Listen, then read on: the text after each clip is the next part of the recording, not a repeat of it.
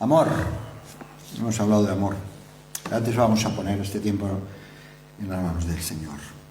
Padre, queremos darte gracias porque siempre tu palabra viene a nosotros como un bálsamo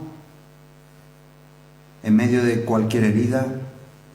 Viene a nosotros, Señor, como lo que es una lámpara que nos guía, una luz que nos alumbra en medio de las confusiones y en medio de nuestras propias dudas.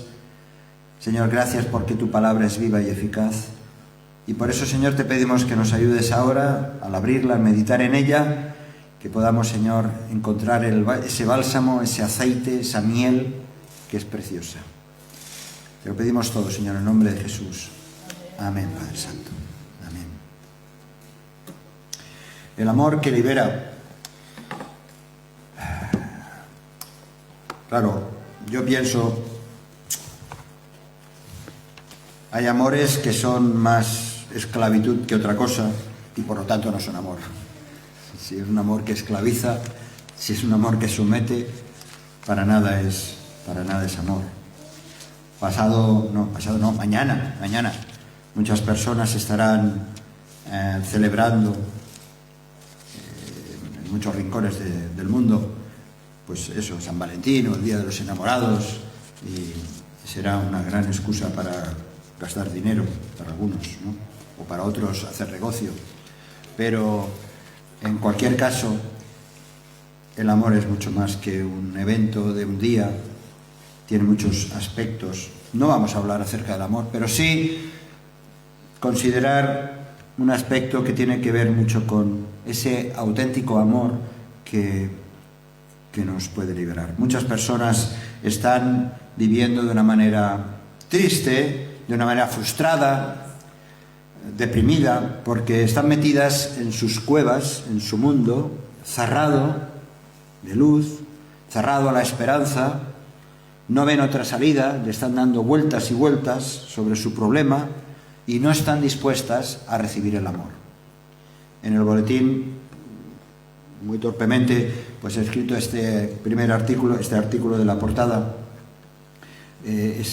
Hay personas que parecen que están inmunes al amor, ¿no? Que parece que no puedan recibir el afecto de otros, ni están dispuestos a darlo a otros. Jesús es el único que puede hacernos salir de lo más profundo, de nuestro pozo, de nuestra cueva, y es el único que puede sacarnos a la luz. No en vano él decía: yo soy la luz del mundo, el que me sigue no andará en tinieblas, sino que tendrá la luz de la vida. Decía el evangelista Juan: aquella luz verdadera que alumbra a todo hombre venía a este mundo. Ahí tenemos la luz, tenemos a Jesús, el único que nos puede sacar de la cueva, el único que nos puede sacar del pozo, el único que nos muestra realmente cómo es el amor. Este es un punto vital para entender y para vivirlo. Dios es luz, dice la palabra, y no hay ningunas tinieblas en él. Así que de lo que se trata es de buscar a Dios. Porque si hay confusión y hay cosas que no entendemos y cosas que vemos como la gente actúa, realmente es porque, o nosotros mismos, es porque realmente no están buscando a Dios. Y esto tiene consecuencias para nuestra vida.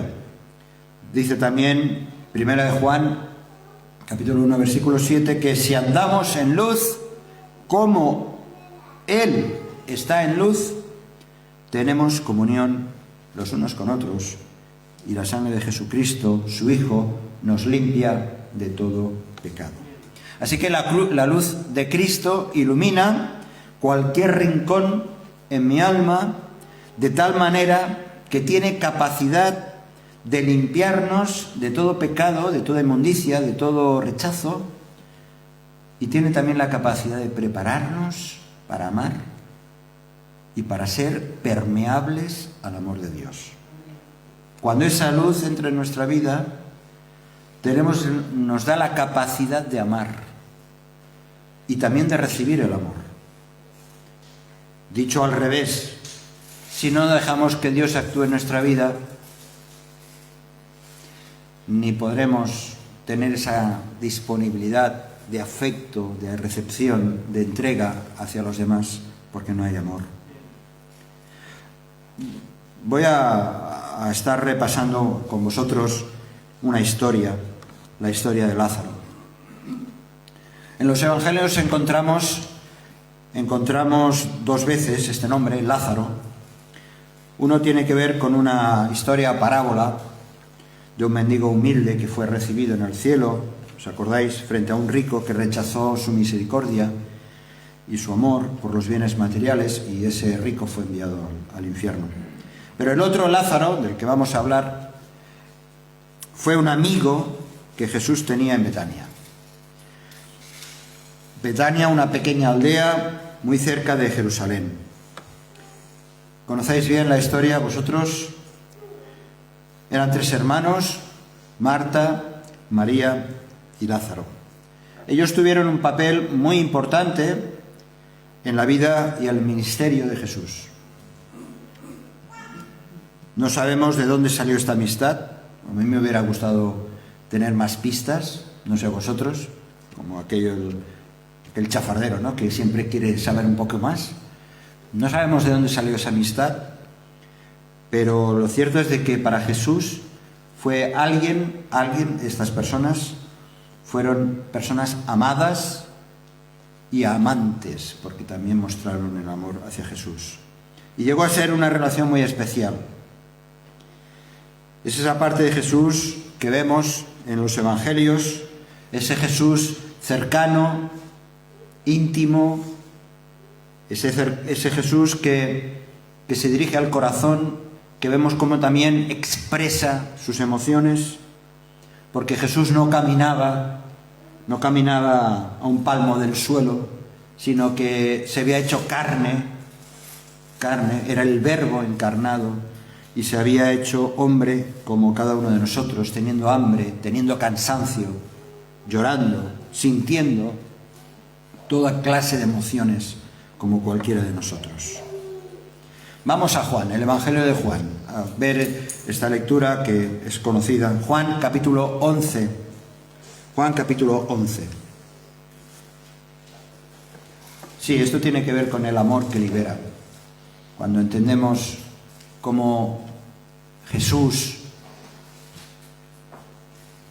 en un plano tan próximo, tan cercano, experimenta el amor hacia sus amigos, vemos cómo Él actúa. Es el único amor que de verdad libera.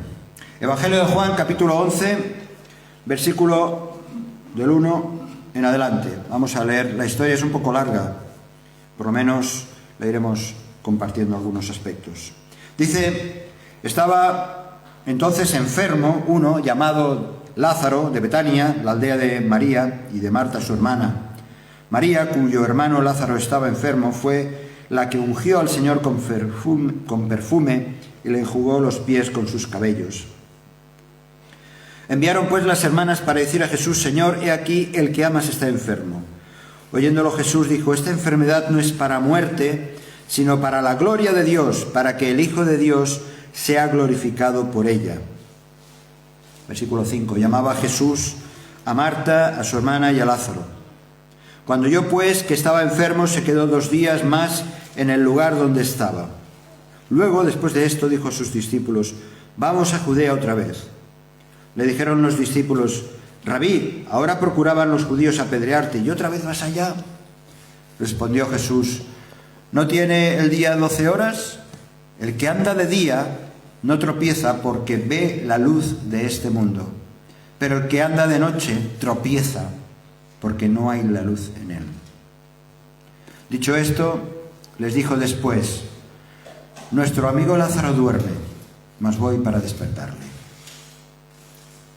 Dijeron entonces sus discípulos, Señor, si duerme ya sanará. Pero Jesús decía esto de la muerte de Lázaro, y ellos pensaron que hablaba del reposo del sueño. Entonces Jesús les dijo claramente, Lázaro ha muerto. Y me alegro por vosotros de no haber estado allí, para que creáis. Mas vamos a él. Dijo entonces Tomás, llamado Dídimo, a sus condiscípulos: vamos también nosotros, para que muramos con él. Otro que no había entendido nada. Versículo 17. Vino pues Jesús y halló que hacía ya 4 días que Lázaro estaba en el sepulcro. Betania estaba cerca de Jerusalén como a 15 estadios, y muchos de los judíos habían venido a Marta y a María para consolarlas por su hermano.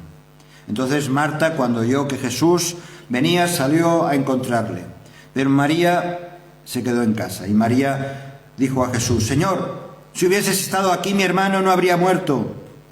Mas también sé ahora que todo lo que pidas a Dios, Dios te lo dará. Jesús le dijo: tu hermano resucitará. Marta le dijo: yo sé que resucitará en la resurrección, en el día postrero. Le dijo Jesús: yo soy la resurrección y la vida. El que cree en mí, aunque esté muerto, vivirá. Y todo aquel que vive y cree en mí, no morirá eternamente. ¿Crees esto? Le dijo: sí, Señor. Yo he creído que tú eres el Cristo, el Hijo de Dios, que has venido al mundo. Versículo 28.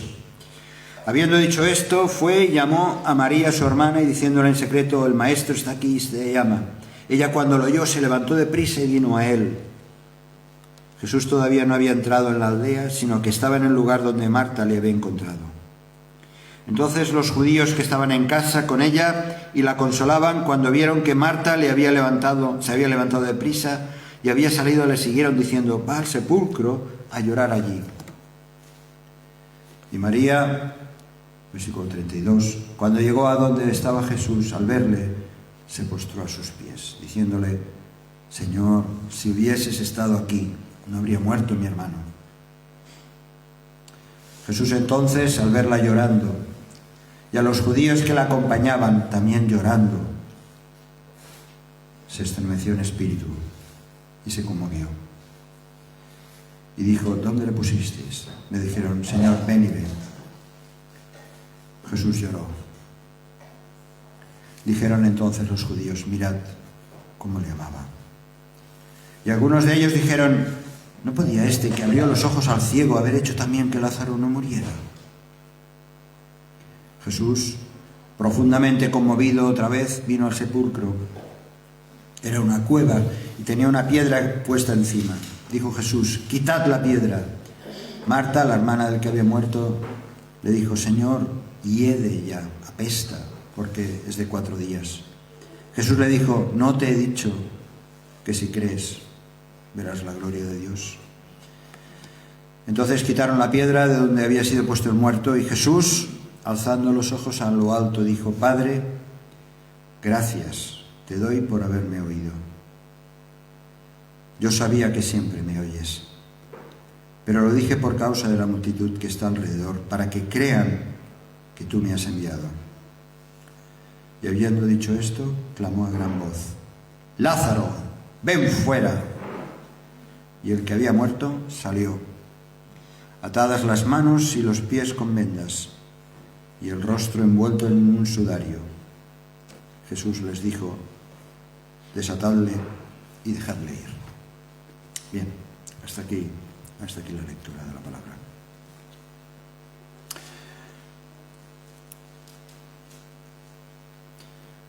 Lázaro cayó gravemente enfermo, hemos leído, pero fijaos el mensaje que le dan, que enviaron las hermanas de Lázaro a Jesús.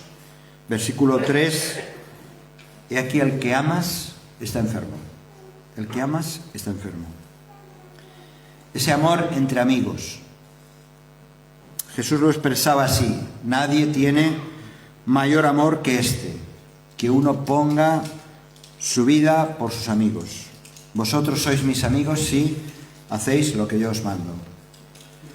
Para Jesús, el amor hacia aquellos más próximos era una realidad, pero era una realidad, un camino de dos direcciones. Era un amor que compartía él con las hermanas de Lázaro. Dice versículo 5 que no era solamente con un amor hacia Lázaro, sino también, versículo 5 dice, y amaba Jesús a Marta, a su hermana, y a Lázaro. Era un amor recíproco entre amigos. Qué bonito, ¿verdad? Seguramente no era un amor improvisado, no era una situación de colegas, de compañerismo, de un momento determinado, sino que había un vínculo muy especial de Jesús con aquellos hermanos. Un amor que se había forjado con el tiempo, quizá desde la juventud, ya digo, no lo sabemos, aunque sí tenemos la experiencia de María allí a los pies de Jesús llorando, ¿no? Pero era una realidad ese amor. Cuando Jesús recibe la noticia de la enfermedad gravemente mortal, él lo sabía, ocurre algo extraño. Dice, bueno, ¿cómo es posible Jesús, que amaba a estos hermanos, que Lázaro posiblemente a lo mejor era de su misma edad, yo qué sé, pero que lo cierto es de que la reacción de Jesús aparentemente es un poco extraña, ¿verdad? Retrasa su salida 2 días más en el lugar donde estaba, más allá de Judea, estaba lejos, posiblemente al otro lado del Jordán. Y los discípulos, cuando se enteran de la intención de regresar hacia Judea, pues quisieron advertir a Jesús que, cuidado, que si vas te pueden apedrear y puedes pasarlo mal. Pero de nuevo Jesús menciona la luz. ¿Os acordáis al principio de la reflexión que estaba hablando de la luz? Jesús es la luz. Él dice que el que anda, versículos 9 y 10, les dice a sus discípulos, el que anda de día no tropieza porque ve la luz de este mundo, pero el que anda de noche tropieza porque no hay la luz en él. Jesús tenía que mostrar que él era la luz, era el que iba a sacar de la cueva, no solamente la cueva física y real, sino incluso de la ignorancia, de la incredulidad de aquellos que estaban alrededor. Y tenía que mostrar que él es la luz, que él puede sacar de la luz, del lugar donde estés más profundo, puede sacar a las personas. Y lo creemos, tú lo crees. Malament, si no ho creus. Malament. Esto es como una cascada de un río. Dios es luz, Jesús es la luz del mundo, pero también hace que esa luz brille en las vidas de hombres y mujeres como tú y como yo, y que además podamos transmitir esa luz a los demás. Es como una cascada, ¿verdad? ¿Os fijáis la imagen, esa imagen de una cascada?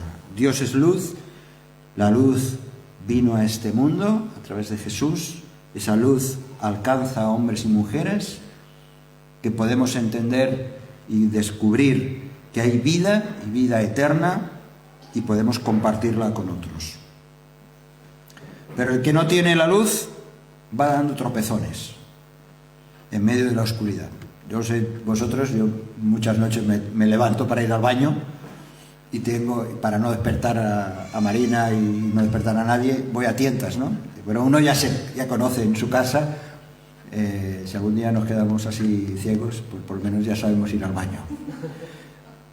Pero es cierto que cuando estamos teniendo vista, como en la oscuridad vamos a tientas. Así va la vida de las personas, a tientas. Bien, después de esos 2 días, Jesús les confiesa a sus discípulos que Lázaro ha muerto. Lázaro ha muerto, pero también les dice, otra vez sorprende, me alegro por vosotros. Me alegro por vosotros de no haber estado allí para que creáis. O sea, Jesús manifiesta aquí una leve esperanza por sus discípulos para que sean testigos de lo que va a ocurrir. Y dice, me alegro por vosotros, me gozo, Estoy contento porque vais a ver quién, una vez más, quién soy yo y cómo va a resurgir la vida de la muerte, y de una muerte, como sabemos, como dice más adelante, que hacía ya 4 días que estaba muerto y que hacía peste, hacía hedor. Jesús llega a Betania. Lázaro lleva 4 días en el sepulcro. Marta y María llorando, desconsoladas, lógicamente, por su hermano Lázaro. Marta, al enterarse de la llegada de Jesús, sale al encuentro. Marta tiene conciencia y sabe del poder de Jesús, le está aceptando como Mesías, como el ungido, como aquel que había sido enviado por Dios Padre. Marta confía en la palabra poderosa que tiene el Maestro, sabe que por su palabra podría haber sido sanado, y le dice, pues que si hubiera estado allí, mientras Lázaro estaba enfermo, él lo habría sanado. Versículo 21. Señor, si hubieses estado aquí, mi hermano no habría muerto. ¿Cuántas veces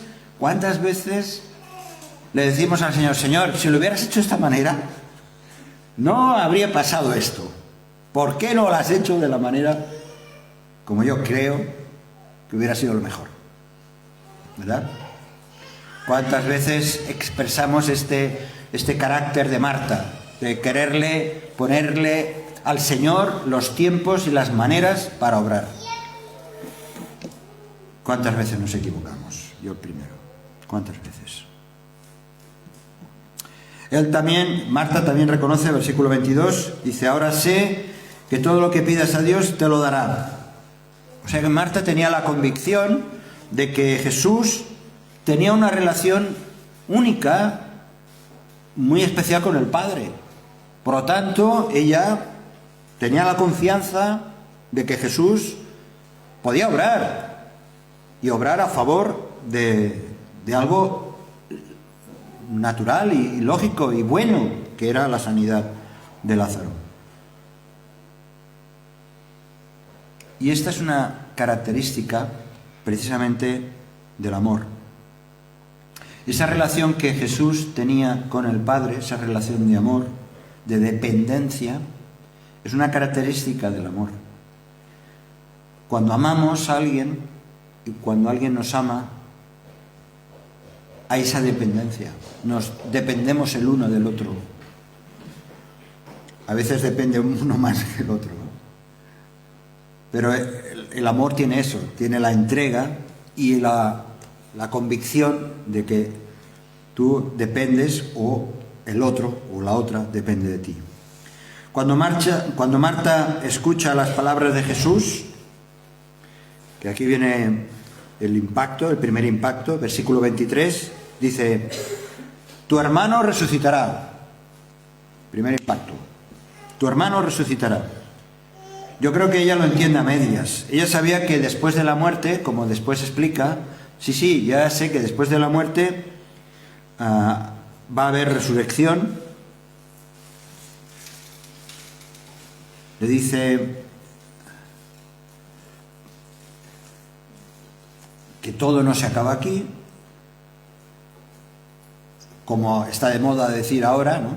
Yo recuerdo hace un tiempo, escuché en un programa de radio, escuché al presentador, de una manera natural, en una emisora muy importante aquí en Cataluña, el presentador diciendo que después de la muerte no hay nada más.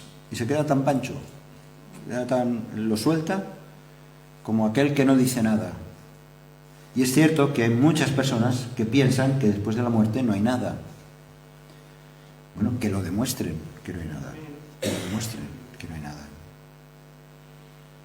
Por eso Jesús afirma de una manera categórica esas palabras a Marta: yo soy la resurrección y la vida. El que cree en mí, aunque esté muerto, vivirá. Y todo aquel que vive y cree en mí, no morirá eternamente. ¿Crees esto? Desde luego es una frase que no solamente ha de estar en las lápidas, en los cementerios, sino que ha de estar en el corazón de cada persona. Tener la confianza de que no solamente después de la muerte hay algo más, sino que después de la muerte hay la certeza de tener vida eterna. Y no solamente después de la muerte, sino que desde el momento en que crees en Cristo puedes tener vida eterna. Y eso es un privilegio que solamente se tiene si te humillas delante de Dios, si confiesas tu pecado, si aceptas a Jesús como Salvador. Aquí hay una declaración muy seria, muy seria. Quizá tendríamos que ser nosotros más serios a la hora de compartirla con otros. Existe una muerte eterna, existe una muerte espiritual. Es el destino final de todos los hombres, de cada hombre y cada mujer, y es a causa del pecado. El que vive en mí, el que vive y cree en mí, no morirá eternamente. Lo cual está diciendo Jesús que ya la muerte espiritual es una realidad. No es algo futurible, sino que es una realidad. El pecado, ya lo sabéis bien vosotros que estamos aquí congregados y aquellos que nos podéis seguir, el pecado ha hecho un gran abismo entre el hombre y Dios. Lo ha alejado tan irremediablemente que hay una condenación para toda la eternidad. Bueno, irremediablemente no, porque hay remedio, porque en Cristo hay ese camino para acceder al Padre, que es el único mediador, Jesús, entre Dios y los hombres. Bien, la escena que sigue yo creo que es la más conmovedora en la vida de Jesús. No sé si estáis de acuerdo conmigo, o quizá una de las más conmovedoras. Marta va a buscar a María, que se había quedado en casa, y María, al oír de que Jesús había llegado, sale también al encuentro, derramando su corazón, su alma, delante de los pies de Jesús. Y dice el evangelista que al verla llorar de esa forma, el espíritu de Jesús se estremeció. Y aquellos, versículo 36, aquellos que estaban contemplando aquella escena, dice, mirad cómo le amaba. Gentes que estaban viendo, observando la situación, había en un ambiente de dolor, de duelo, ¿verdad? Pero ven a Jesús y ¿qué es lo que refleja Jesús con sus lágrimas? Amor. Está reflejando amor. Amor por ese amigo suyo muerto. Entonces, yo creo que esto es importante. Antes que decir, así, cuando era tenemos muchos motivos por los cuales llorar, ¿verdad? Y a veces de agradecimiento, como el caso de Cande antes, cuando le hemos hecho ese pequeño obsequio. Pues cuando hay motivos por los cuales llorar, pues hay que manifestarlo. Quizá en la intimidad, quizá en público, no sé. Pero las emociones están para liberarlas en ese sentido, ¿no? Para expresar el dolor que pueda haber. Jesús en esos momentos estaba expresando ese dolor. Y los que estaban alrededor suyo estaban siendo testigos del dolor de Jesús. El amor verdadero no se puede disimular. Siempre hay señales. Y si no las hay, o una de dos, o toca revisar cómo manifiesto mi amor, si hay un abrazo, unas palabras, si hay gestos, o quizá hay que hacer cambios para que realmente haya el amor, porque si no hay evidencias del amor, hay que hacer una revisión seria. Dice ese versículo llamado, ¿no?, el versículo más corto de la Biblia, Jesús lloró. Jesús lloró. Y aquí el evangelista Juan no explica detalles, simplemente que Jesús lloró.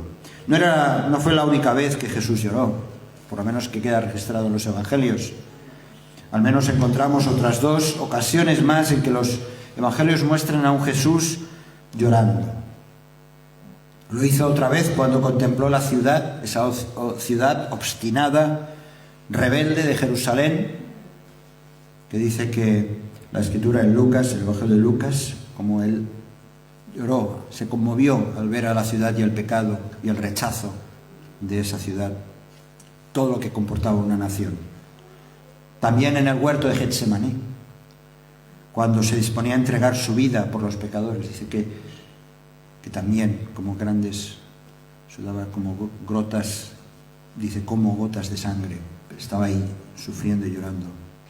En todas esas ocasiones sus lágrimas tenían que ver con el pecado de los hombres y sus consecuencias. No es justo decir, por eso no es justo decir que Dios no es, o Dios es insensible al sufrimiento, o Dios es insensible ante las desgracias, y que no hace nada al respecto. Su amor, como hemos estado recordando esta mañana, tan intenso, su amor que le llevó a tal compasión, que se transformó en dolor. El amor de Dios es real. Estoy seguro que Jesús sigue compadeciéndose cada día de cada una de nuestras angustias y dolores. Como el Padre también está pendiente de nuestras vidas, lo recordamos con gozo y expresándole gratitud. Perdemos de vista que las misericordias de Dios nos están contemplando cada día y nos están sosteniendo para que tengamos esa relación personal con Él. Nuestro Señor Jesús estuvo en este mundo en continuo contacto con el sufrimiento humano, no cabe duda. Cuando leemos los evangelios lo vemos, pero nunca llegó a acostumbrarse a él o a darlo por normal. Nosotros muchas veces nos explican, es que a mí me duele esto, y entonces dices, pues sí, eso es lógico, hombre, si a mí también tengo dolor de cadera y me duele las muelas. Y Jesús no se conformó con ver el dolor ajeno. Su corazón seguía doliéndose cada vez que veía las trágicas consecuencias que el pecado ha traído sobre el ser humano. De este modo se cumplió perfectamente lo que el profeta Isaías había anunciado acerca de él: varón de dolores, experimentado en quebrantos. Iba a tener experiencia, experimentado en quebranto. Iba a tener experiencia en el dolor. En toda angustia de ellos, él fue angustiado. El Mesías sufrió, no solamente en la cruz, que iba a ser el dolor máximo, no solo el físico, sino el cargar el pecado del mundo, sino aquellos años que estuvo entre nosotros. También debemos notar que el Señor sabía que en esta historia había una resolución, que Lázaro iba a volver a la vida, que sus hermanas iban a ser consoladas, que la muerte sería vencida a través de la resurrección. Sin embargo, no se presentó ante la tumba como un vencedor. Y esto es un detalle importante. Jesús podría haber aparecido como esas películas, ¿no?, de superhéroes. ¡Bajan! Tranquilos que estoy aquí yo. No se presentó así. Jesús se presentó, como hemos visto, con dolor, llorando. Pero la respuesta, la esperanza estaba ahí preparada.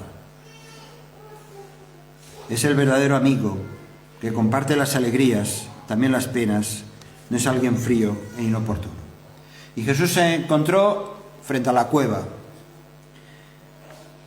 En ese estado de ánimo, conmovido, Jesús llega hasta la cueva, hasta la tumba, un sepulcro, como tenían algunos por costumbre de tener un lugar donde enterrar a sus muertos. De la misma manera que también él, pues al cabo de poco tiempo le sucedería algo igual. Se encuentra con un Lázaro colocado en el interior de una cueva, de un sepulcro, seguramente picado en piedra dura, como era costumbre en aquellos tiempos, y tapando aquella cueva habría una piedra de gran peso, y dentro estaba Lázaro, en pleno proceso de descomposición. Marta advierte que ya desprendía pues el olor de putrefacción. Cuando eso ocurre, cuando hay un cadáver, el corazón se paraliza, las células dejan de recibir oxígeno, se rompen, se liberan enzimas, los hongos, se acelera el proceso biológico que genera unos gases por efectos de la putrefacción, y Lázaro estaba en ese proceso, terrible, como cualquier cadáver. Aquella piedra era la única separación entre la muerte, que estaba en el interior, y la vida, que estaba ahí fuera. Detrás de ella, detrás de esta piedra, estaba la muerte. Y no se iba a operar el milagro de la resurrección si aquella piedra no se retirara. Aquella piedra pesada era un obstáculo para manifestar la gloria de Dios. Y eso me hace pensar, pues también en las enormes piedras que muchas veces, o enormes rocas, que ponemos para que Dios no intervenga en nuestra vida. Seamos sinceros, seamos honestos con nosotros mismos. Dios no se manifiesta en tu vida muchas veces porque pones los obstáculos para que Él actúe. Queremos muchas veces ver cambios, pero no estamos dispuestos a mover la piedra. Yo estoy, como a lo mejor tú también, estoy harto muchas veces de escuchar quejas. Quejas, incluso, lo digo con todo respeto, escuchar oraciones repetitivas que no deberían hacerse en un sentido, porque lo que tocaría es simplemente mover la piedra, es decir, pasar a la acción. Alejar el problema también depende de mí. Sea la avaricia, sea una adicción, sea una manera de entender,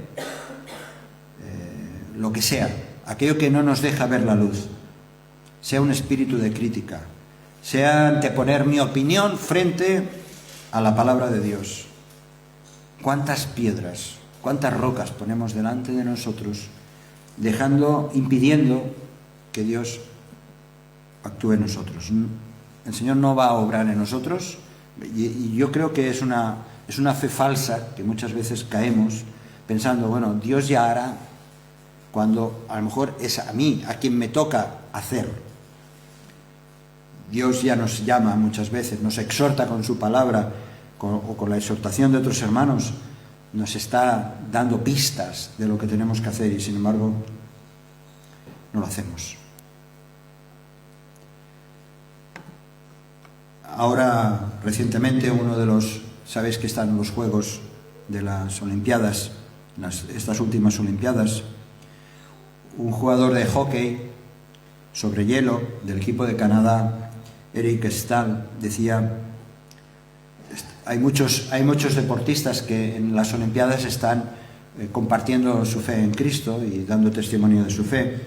Él decía: esta es una oportunidad de tratar de vivir nuestras vidas para Dios y mostrarles a nuestros seguidores, aquellos que admiran a los deportistas, dice, mostrarles a nuestros seguidores y compañeros de equipo que hay una vida mejor arriba. No importa la fama, no importa el éxito, no importa hay una vida mejor cuando dejas que Dios actúe en tu propia vida. Jesús ordena quitar la piedra a los que acompañaban a la familia de Lázaro. Hemos leído. Les dice en el versículo 39, quitad la piedra. Podrían haber dicho, bueno, oye, si tú eres Dios, quítala tú. Si tú eres tan poderoso, ¿por qué no la quitas tú, no? Pero Dios, Jesús, les dice de una manera directa a esos hombres, quitad la piedra. ¿Por qué será que pensamos que mi problema es demasiado grande como para que se manifieste el poder de Dios? Muchas veces pensamos que la causa son los demás. Una vecina que me fastidia, un cónyuge que me pisa el cuello, unos hijos rebeldes, una enfermedad letal. Siempre el problema son los demás. Ahí estaba Lázaro. Estaba atado con vendas. El sudario le cubría las manos, los pies, incluso el rostro. Y a través de ese sudario que le envolvía el olor de la putrefacción, que invadía todo el ambiente. Pero el grito de Jesús, en medio de lo imposible, llega hasta lo más profundo de la cueva y dice: Jesús, Lázaro, ven fuera. Y esas palabras poderosas de Jesús, esas palabras de poder, entraron en los rincones de la cueva, y la vida que representaba Jesús, que era Jesús, invadió la muerte e hizo posible que Lázaro resucitara. Era necesario quitar la piedra. Solo así el que estaba muerto pudo salir a la cueva. ¿Sabéis? El nombre Lázaro,